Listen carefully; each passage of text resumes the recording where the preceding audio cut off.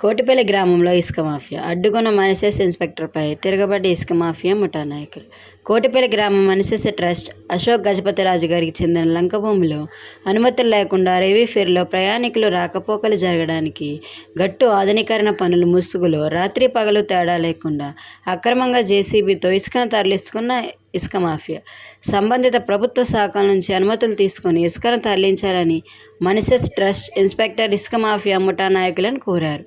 అయినప్పటికీ ఇన్స్పెక్టర్తో వాగ్వాదానికి దిగిన ఇసుక మాఫియా ముఠా నాయకులు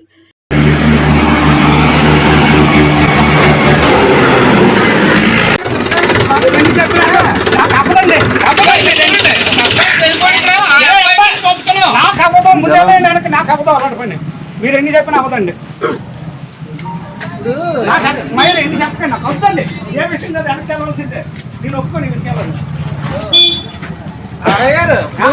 ఏమన్నా సొంతానికా లేదా మా అయ్యే కమిషన్ వస్తే వెళ్ళలేము.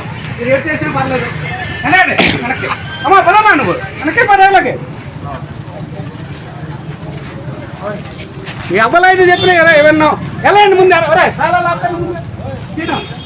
చాలా కలగండి బండ్లు ఫీల్ చేసి వచ్చు ఇదొకటి రమ్మాలు తెలియదు ఒక్కరు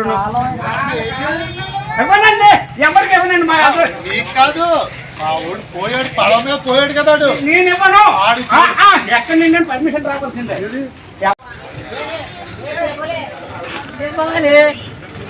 అడిగండి